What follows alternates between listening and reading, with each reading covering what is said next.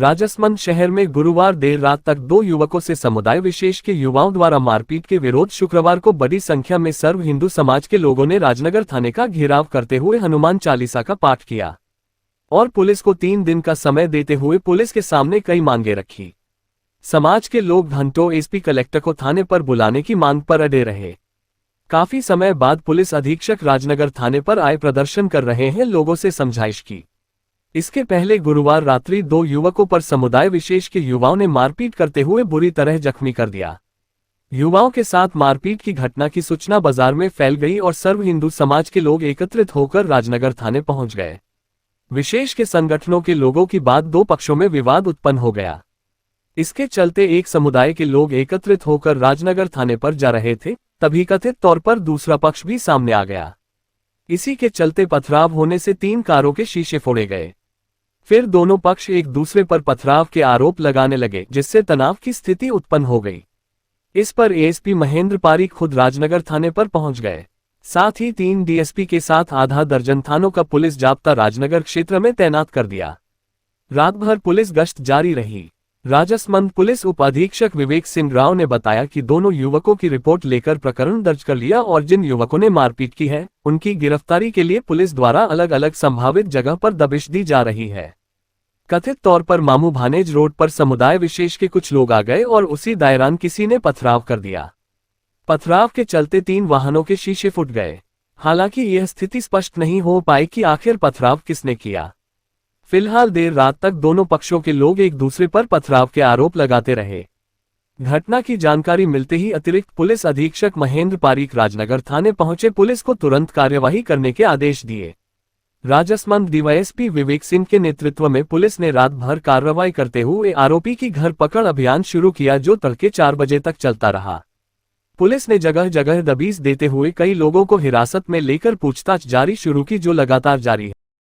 4 है, मेरे को बताया, एक अन्य की बात भी आई है, लेकिन इसके बियॉन्ड भी बात अभी चर्चा के दौरान आई है। तो मुझे लगता है आरोपियों की संख्या यदि बढ़ेगी तो हम उसमें भी आगे जाएंगे। अभी मेडिकल के आधार पे जो भी धाराएं हैं विधि सम्मत, उस पर भी आगे बढ़ेंगे। जो घटित हुआ है, जो हिंदू समाज सड़क पर उतरा हुआ आपको दिख रहा है, ये घटनाक्रम कोई आज का नहीं है। गणेश महोत्सव की जो शोभा यात्रा निकल रही थी, उस शोभा यात्रा में इन विधर्मी लोगों ने शोभा यात्रा को विध्वंस करने के लिए विध्वंस कर दिया था। इन्होंने अपनी छतों के ऊपर से जाके मुंह में पानी लेके और मूर्तियों पर थूकने का किया इन्होंने। और उस घटनाक्रम को लेके फिर हमने अपना धार्मिक आयोजन था वो शांतिपूर्वक निकले, शांतिपूर्वक हो, इसलिए हमने हिंदू समाज में कोई गतिविधि नहीं करते हुए यहाँ प्रशासन को, पुलिस प्रशासन को राजनगर थाने में इत्तला करी थी। तो प्रशासन की लापरवाही के कारण उस समय उचित कार्रवाई नहीं करके उनको 151 की एक धारा, छोटी सी धारा लगाकर उनको वापस फ्री कर दिया। तो उसी घटनाक्रम को लेते हुए राहुल, जो कल जो घटना हुई, जिनके साथ मारपीट हुई, भाई राहुल और उनका एक साथी, उन्होंने उस वक्त वो जो थूक वाला जो घटनाक्रम हुआ, तो उन्होंने जानकारी दी थी इन लोगों ने थूका। तो पूरी प्लानिंग के साथ इन विधर्मियों ने पूरी प्लानिंग के साथ यहाँ पहले आके एक रिपोर्ट देना, एक भाई आता है वो रिपोर्ट देता है और दूसरे उनके मतलब विधर्मी लोग एक जगह उनको एक स्थान पर मिलकर उनके साथ पूरी जान से मारने की पूरी घटना करते हैं, जिसमें हथियार के साथ लकड़ी, उनके बेल्ट और अनेक प्रकार के हथियार लेके उन दोनों भाइयों पर अंधाधुंध वार करके उसको जान से मारने का प्रयत्न करते हैं। पर भाई राहुल वहां से किसी तरह से भागकर आ जाता है। तो उसी घटना को लेकर आज प्रशासन और इन सबके सामने ये आज सुबह इसलिए एकत्रित हुए, रात को 2 बजे 3 बजे तक सर्व हिंदू समाज और जितने भी थे हम सब यही थे। तो उचित कार्रवाई ना तो प्रशासन कोई कर पा रहा था, ना अभी तक जो मुजरिम थे वो अभी तक गिरफ्तार नहीं हुआ है। तो इसलिए ये हिंदू समाज एकत्रित हुआ और उचित से उचित कार्रवाई होकर उनके खिलाफ अच्छी कार्रवाई हो, ये मांग लेके यहाँ खड़ा है।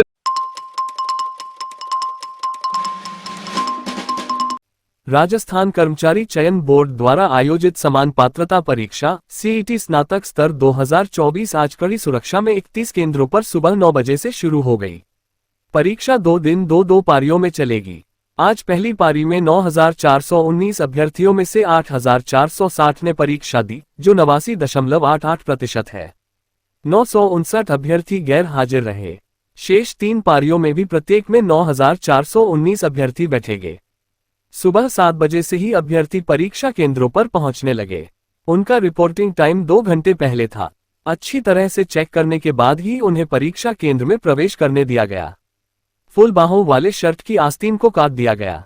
जो अभ्यर्थी 8 बजे बाद आए, उन्हें निराश लौटना पड़ा। MLV boys college, SMM girls college सहित अन्य सेंटरों के बाहर परिजन भी बैठे रहे। एग्जाम कोऑर्डिनेटर ADM सिटी प्रतिभा देवतिया तथा एडिशनल कोऑर्डिनेटर जिला शिक्षा अधिकारी योगेश पारीक परीक्षा की मॉनिटरिंग करते रहे। परीक्षा रोज सुबह 9 से 12 तथा दोपहर 3 से 6 बजे तक होगी। भीलवाड़ा में 37,676 अभ्यर्थी परीक्षा देंगे। शाहपुरा जिले में कोई सेंटर नहीं है। परीक्षा नहीं देने पर वार्ड 11 भर्तियों से भी बाहर हो जाएंगे। इन भर्तियों के लिए इस परीक्षा में शामिल होकर पात्रता के लिए 40% नंबर जरूरी है। SC/ST को 5% अंकों की छूट है। CET 2024 में प्लाटून कमांडर भर्ती, पटवारी जिलेदार भर्ती, जल संसाधन, कनिष्ठ लेखाकार भर्ती, अधीनस्थ लेखा सेवा, कनिष्ठ लेखाकार भर्ती, राज्य कृषि विपणन बोर्ड, तहसील राजस्व लेखाकार भर्ती, पर्यवेक्षक महिला अधिकारिता भर्ती, उपजिला भर्ती, छात्रावास अधीक्षक ग्रेड 2 भर्ती, पटवारी भर्ती, राजस्व अधीनस्थ सेवा, ग्राम विकास अधिकारी भर्ती, कनिष्ठ लेखाकार भर्ती, अधीनस्थ लेखा सेवा, पटवारी भर्ती, राजस्व अधीनस्थ सेवा, ग्राम विकास अधिकारी भर्ती शामिल है। CET परीक्षा ये चल रही है, जिसमें 4 सत्र में एग्जाम होंगे। अभी पहला सत्र पहले आज 9 बजे से 2 बजे तक था, 9 से 12 तक था। अब दूसरा सत्र 3 से 6 है। कल वापस इसी तरह से परीक्षा होगी। इस केंद्र के ऊपर 336 परीक्षार्थी पंजीकृत है। एक सत्र में, हर सत्र में 336 आएंगे। पिछले सत्र में जो है 33 परीक्षार्थी एब्सेंट थे। टोटल 303 परीक्षार्थी उपस्थित थे और इनके पूरी जो बोर्ड के जो नॉर्म्स है उसके अनुसार इनकी चेकिंग की जा रही है और उसके अनुसार ही जो है इनको परीक्षाओं में बिठाया जा रहा है। पेपर लीक की कोई संभावना नहीं रहे, उसके हिसाब से सारी गोपनीयता का ध्यान रखा जा रहा है। किन किन चीज़ों की अपने जांच कर रहे हैं? ये तो इनके जो है ये एक तो पैंट और शर्ट ड्रेस कोड जो है उसके अनुसार अगर नहीं आ रहे हैं तो इनको ड्रेस कोड का पालन कराया जा रहा है। अगर मान लो जेंट्स के लिए जो है आधी आस्तीन का टी-शर्ट या शर्ट ही अलाउ है और ये अगर पूरी आस्तीन का पहन के आना है तो उनको जो है आधी आस्तीन का या तो ड्रेस खोल दे केवल, और नहीं खोलना चाहते हैं तो आधी आस्तीन काट कर इनको बिठाया जा रहा है।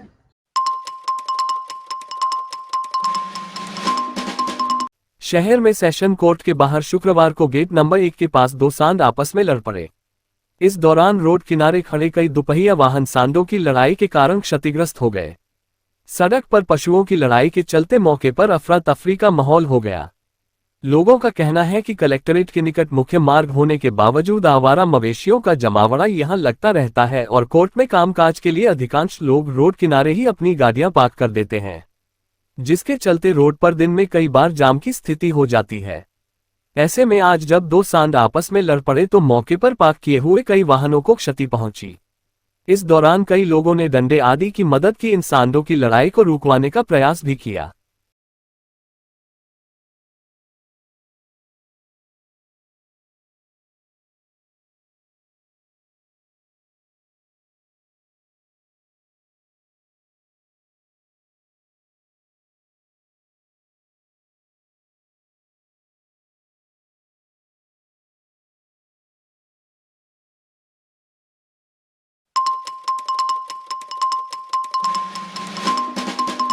मांडल तहसील की ग्राम पंचायत बरंग के रायसिंहपुरा के ग्रामीणों ने चारागाह की भूमि पर बाहरी व्यक्तियों द्वारा किए गए अतिक्रमण को 5 दिन में हटाने की मांग को लेकर जिला कलेक्टर कार्यालय पर नारेबाजी करते हुए प्रदर्शन किया और चेतावनी दी कि अगर 5 दिन में अतिक्रमण नहीं हटा तो ग्रामवासी गोवंश सहित जिला कलेक्टर कार्यालय के बाहर धरने पर बैठेंगे। रायसिंहपुरा के ग्रामीणों ने बताया कि गांव की आराजी नंबर 933 रकबा लगभग 50 बीघा है, जिस पर बाहरी व्यक्तियों द्वारा अवैध झोपड़ियां बनाकर अतिक्रमण कर रखा है। ये लोग गांव के मवेशियों को चारागाह भूमि में चरने तक नहीं देते हैं व रात्रि में अवैध गतिविधियों में लिप्त रहने के कारण गांववासियों में भय का माहौल है। इनके पास अवैध हथियार व तलवारें होने से ग्रामवासियों को जान से मारने व काटने की धमकियां देते हैं। ग्रामवासियों द्वारा पूर्व में उपखंड अधिकारी व तहसीलदार को शिकायत की, लेकिन कोई कार्रवाई नहीं होने से ग्रामवासियों में रोष है। उन्होंने जल्दी ही इन अतिक्रमियों को चारागाह भूमि से हटाने की मांग की और चेतावनी दी कि अगर 5 दिन में कार्रवाई नहीं हुई तो पूरे गांव के लोग गौवंश सहित कलेक्ट्रेट के बाहर धरने पर बैठेंगे, जिसके प्रशासन जिम्मेदार होगा।